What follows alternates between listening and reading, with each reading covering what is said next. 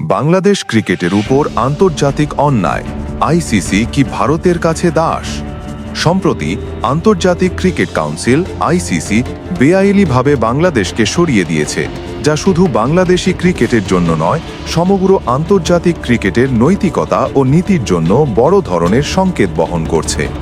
এই সিদ্ধান্ত স্পষ্টভাবে দেখাচ্ছে যে ভারতীয় ক্রিকেট বোর্ড বিসিসিআই আইসিসির ওপর অবৈধ হস্তক্ষেপ করছে এবং রাজনৈতিক ও অর্থনৈতিক প্রভাব ব্যবহার করে আন্তর্জাতিক ক্রিকেটের ন্যায় বিচারকে প্রভাবিত করছে।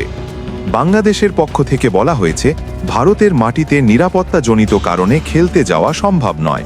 ভারতের বিভিন্ন প্রান্তে বাংলাদেশি খেলোয়াড়দের জন্য হুমকি এবং নিরাপত্তা ঝুঁকি রয়েছে।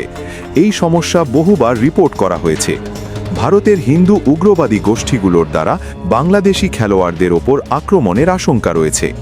এমন অবস্থায় বাংলাদেশ নিরাপত্তার কথা ভেবে ভারতের মাটিতে যেতে পারছে না, কিন্তু আইসিসি ভারতের জন্য কোনো শর্ত আরোপ করেনি।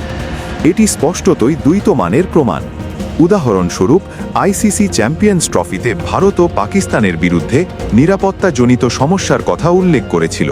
তবুও আইসিসি ভারতকে হাইব্রিড মডেল প্রদান করে, যেখানে সব ম্যাচ দুবাই নিরাপদ ভেন্যুতে খেলার সুযোগ দেওয়া হয়। কিন্তু বাংলাদেশের ক্ষেত্রে নিরাপত্তার একই জোরদার যুক্তি থাকা সত্ত্বেও আইসিসি তাদের শ্রীলঙ্কায় খেলার আবেদনও মেনে নেয়নি। এটি আন্তর্জাতিক ক্রিকেটে এক স্পষ্ট পক্ষপাতিত্বের পরিচয়।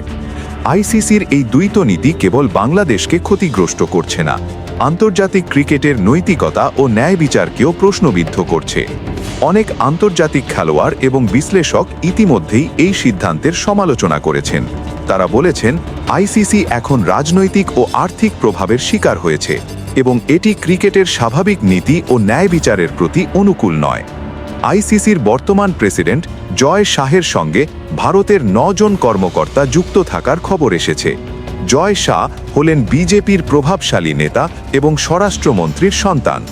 অনেকে মনে করছেন, এই রাজনৈতিক প্রভাব সরাসরি আইসিসির সিদ্ধান্তে প্রতিফলিত হয়েছে।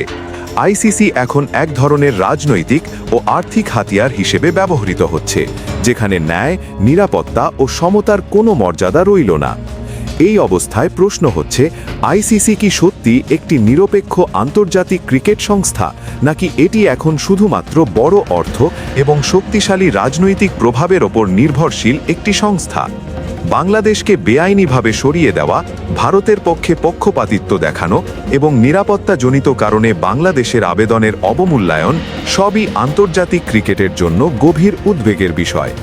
যদি এই অবস্থা অব্যাহত থাকে, তাহলে শুধু বাংলাদেশের ক্রিকেট নয়, আন্তর্জাতিক ক্রিকেটও বড় ধরনের সংকটে পড়বে। ক্রিকেটের নৈতিকতা ক্ষুণ্ণ হবে এবং ছোট দেশগুলো আন্তর্জাতিক ক্রিকেটে অংশগ্রহণে বৈষম্যের শিকার হবে। আইসিসি যদি একে সত্যিকার অর্থে আন্তর্জাতিক ও নিরপেক্ষ সংস্থা হিসেবে থাকতে চায়, তাহলে এখনই তাদের নীতি পুনর্বিবেচনা করা প্রয়োজন। অন্যথায় ক্রিকেট শুধুমাত্র বড় অর্থ এবং রাজনৈতিক প্রভাবের খেলায় পরিণত হবে, যেখানে মেধা, যোগ্যতা ও ন্যায় বিচারের কোনো স্থান থাকবে না।